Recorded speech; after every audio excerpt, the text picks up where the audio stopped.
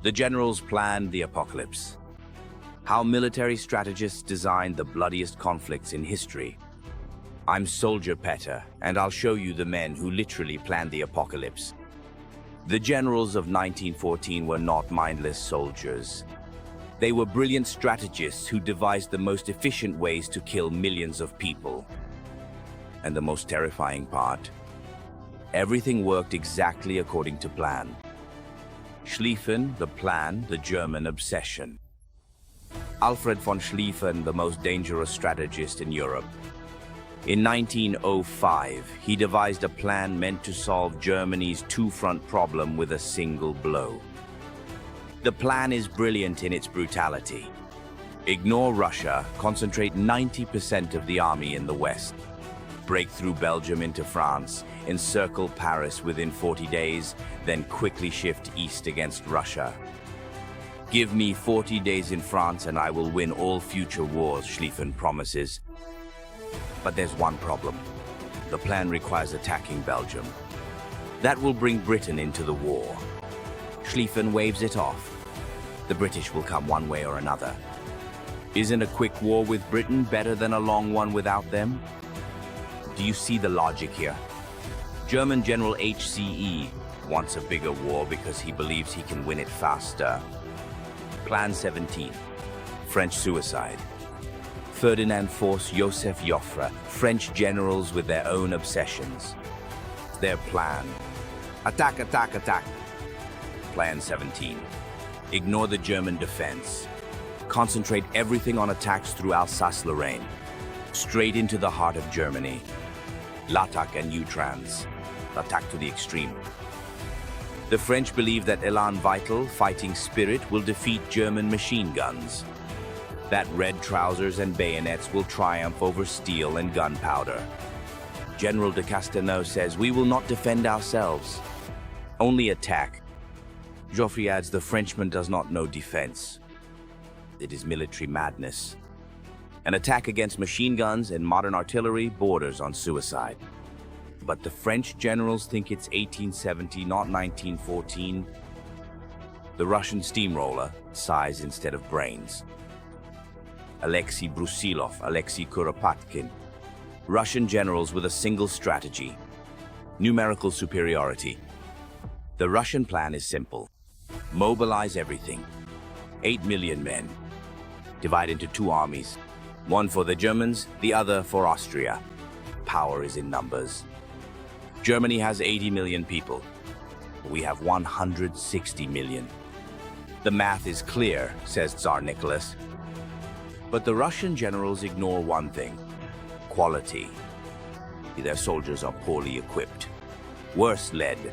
They don't have enough weapons. And worst of all, they lack unified command. They plan to send millions of peasants with outdated rifles against the best trained army in the world. Austrian chaos. An army of 11 languages. Konrad von Hötzendorf, the Austrian chief of staff, with an impossible task. He is supposed to lead an army that speaks 11 languages and hates each other. Konrad's plan. They divided the army into 3 parts. One for Russia, one for Serbia, one in reserve. Then improvise according to the situation. The problem? That's not a plan. It's improvisation. Konrad hopes that the old Austrian art of war triumphs over modern tactics. Worst, half of the Austrian soldiers are Slavs who sympathize with the enemy. Konrad plans to send Czechs and Croats to kill Russians and Serbs. What could go wrong? British arrogance. Professionals versus the masses. Douglas Haig. Henry Wilson. British generals convinced of their own superiority. British plan. Send the British Expeditionary Force, 150,000 men, to the continent as the tip of the spear. Professional soldiers crush German conscripts. 1 British soldier is equal to 3 German ones, says Wilson. Our professionalism will outweigh their numbers, adds Haig. That's the arrogance of the schoolyard. The British want to send 150,000 men against 2 million Germans and believe they will win through quality. They have no idea that their small professional army will be wiped out within the first weeks of the war. Everyone is meddling in everything. Do you see the pattern? Every general believes in a different way to win. The Germans, speed will triumph over numbers. The French, fighting spirit will defeat technology. The Russians, quantity will crush quality. The Austrians, improvisation comes before planning. The British, professionalism will beat conscripts. They're all wrong. The reality, modern weapons give a huge advantage to defenders. Attackers kill thousands. Defenders hold their positions. The result is not a quick victory. It's a 4-year war of attrition where every kilometer costs thousands of lives. Statistics of death. The real results. Brilliant plans. Schlieffen plan. It is futile to lie after 40 days. 4 years of positional warfare instead of a quick victory. Plan 17. 27,000 men die on the first day on the French front. The bloodiest day in French history. Russian mobilization. Tannenberg, 2 entire Russian armies destroyed in 4 days. Austrian improvisation. Serbia.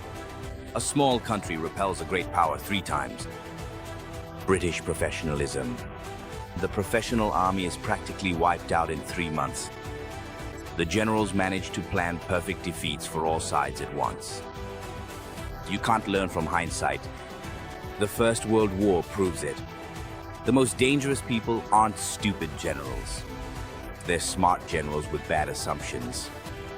Each of these men was a genius. Schlieffen, Joffre, Brusilov, brilliant strategists. But they all believed in quick wars. When the era of quick wars ended, they planned 19th century conflicts with 20th century weapons of the 20th century. The result was the industrial liquidation of millions of people. Today, when we see generals planning quick conflicts with nuclear weapons, we have to ask ourselves, aren't we repeating the same mistake? Aren't we designing an apocalypse while thinking we're planning for victory? Next time, I'll delve into the final and crucial topic that preceded the momentous July crisis. We will explore in detail how ordinary citizens living their daily lives prepared themselves for a looming, devastating war, a conflict of unimaginable scale and consequence that they could not possibly have known would fundamentally and irrevocably alter their entire existence forever. If you have any opinion on the topic, share it in the comments. Soldier Peter.